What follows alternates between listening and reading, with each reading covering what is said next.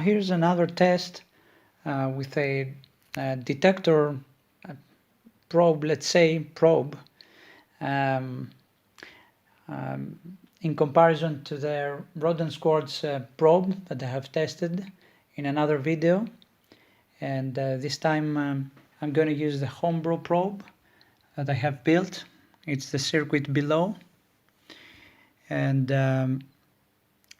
I set the S3 switch to bypass the device under test here, and I set this to 0 so it can be only loaded at the input from the 50 ohm of the cable plus the generator at the other end, and I set this potentiometer also to 0 ohms, so the detector sees 50 ohm here.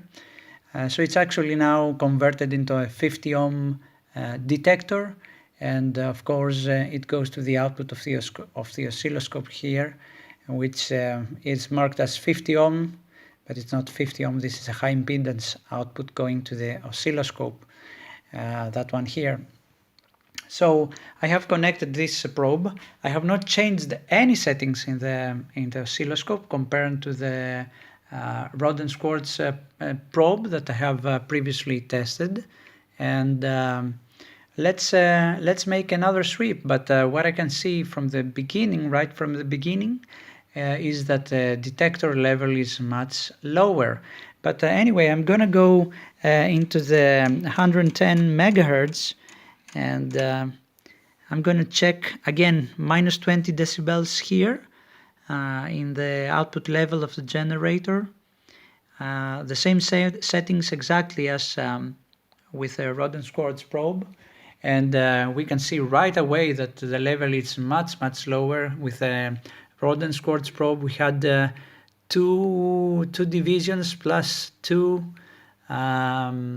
subdivisions in the graticule, so we were at about 20, 23, 25, oh no, 30 millivolts, something like this, okay? Two divisions and plus 2 out of the 5 subdivisions, and we are at 0.01 volts per division.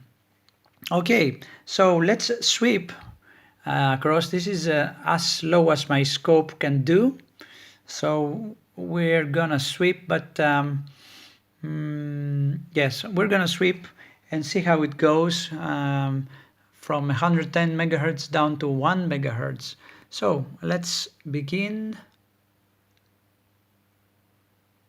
I'm going downwards, quite flat at this point. I don't see any change. We're at 48 megahertz already, and it's quite flat. Let's see.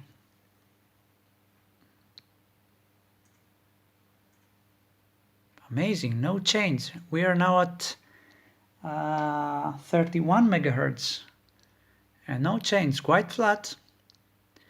Now I'm starting to see some low frequency leakage here,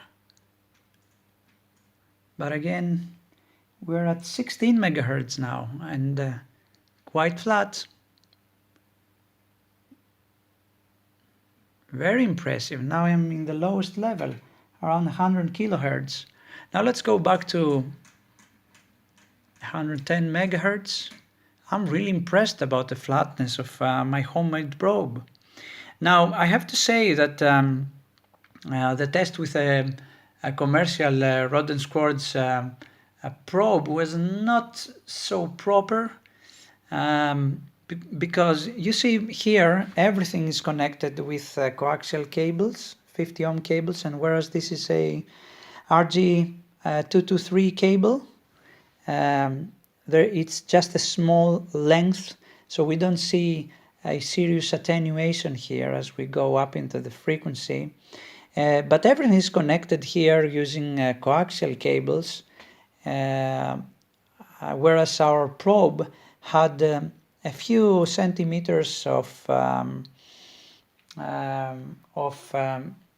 bare cables, and I can show you this probe again for the purpose of this video. That's the one.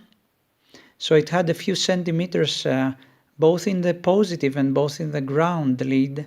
So I'm sure this quite affected the high frequency response, but anyway, it's interesting to see how flat this thing is. So what I'm going to do now is to increase a little bit the level so we can see of the generator to minus 10 decibels, so we can see hopefully more clearly the flatness.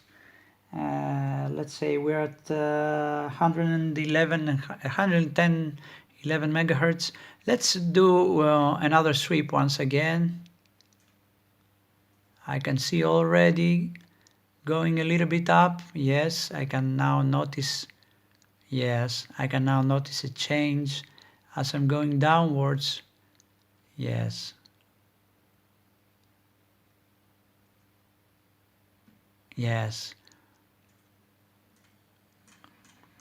Now let's go back to 110 and do another sweep.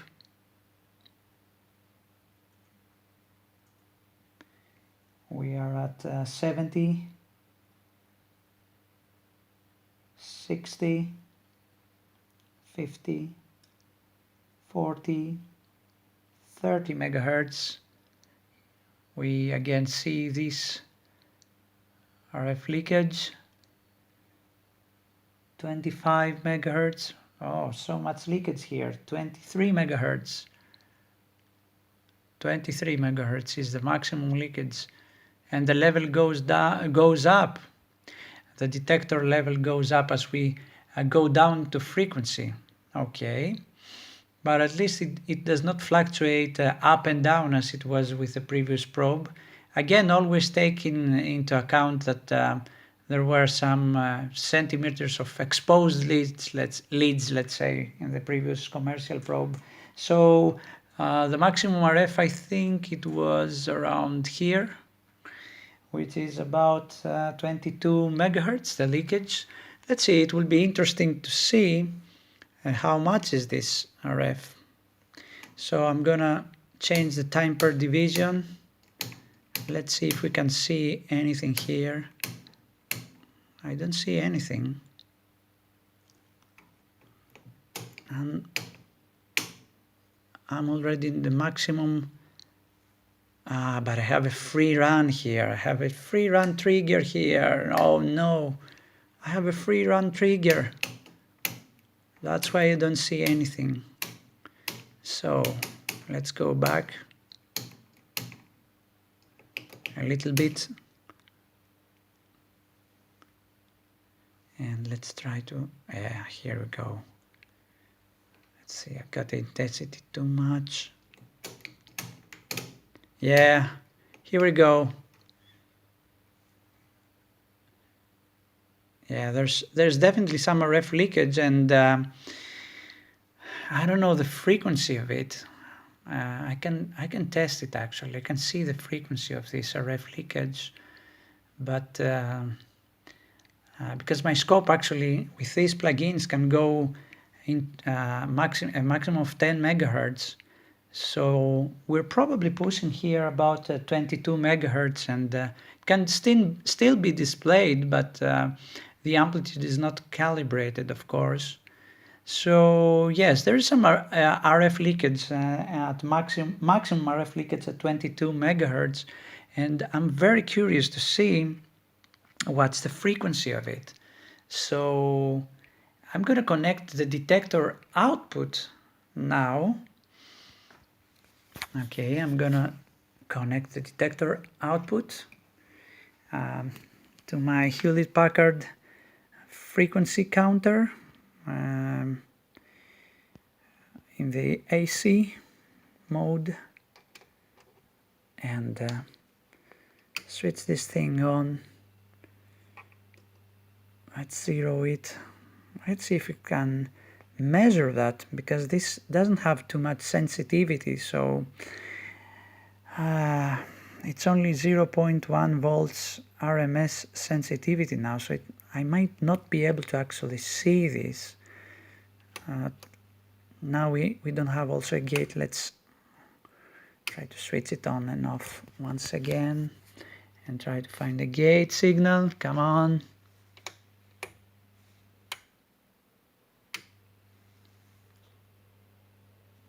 Come on. Yes, there's a small problem here. Sometimes the gate does not start. But it should come up if I switch it on for a few times.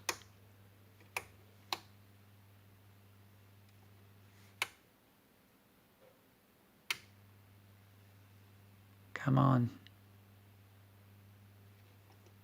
Come on.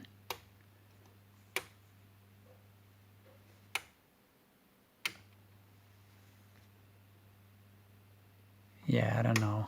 Oh, here we go. Okay. Okay, yes, it's as it was expected.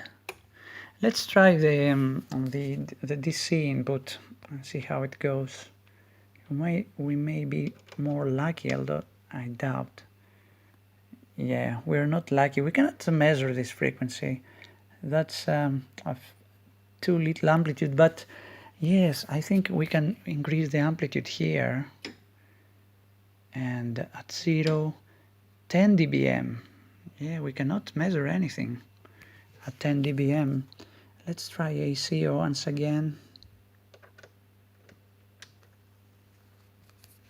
We can't still measure anything. Let's try plus 20. Yeah, now we can. Yes, plus 20. I needed to have a plus 20 dB in the signal generator in order to measure the frequency, and it's at 22.16 something megahertz, 22 megahertz, 22.1 megahertz around. So yes, definitely there's some RF leakage at the frequency that it's applied to the generator, and but it's quite good, I would say. Not too sensitive as our Rod-and-Schwartz generator, but quite acceptable, I should say. And the level on both probes is varied with the frequency, but the level in the commercial Rod-and-Schwartz probe stays relatively constant on 30 megahertz and below, whereas the level in this detector, let's try it once again, the level in this detector is not staying too constant. I'm going to try once more.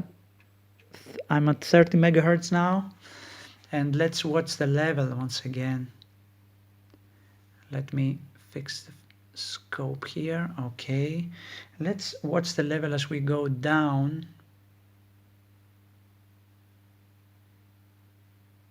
Yeah, actually the level is quite constant. 20 megahertz. It seems constant. Yes, let's see. Yeah, a little bit upwards as we go, but we are at 100 kilohertz now. Let's go to 1 mega. Let's go again to 30 megahertz to see it. So this is 30 megahertz and it's just below this line. Now we're going to 20 megahertz, which here we go, just below again, but we see this leakage also. And now we go on 10 megahertz. Yeah, it's increased a little bit. It's not so flat like the Rod-and-Schwartz probe. And now we'll go to 5 megahertz, a little bit upwards. And let's go down to 1 megahertz now. Yeah, quite flat, but not so incredibly flat like the Rod-and-Schwartz probe. Still usable. Okay. All right, thank you very much for watching.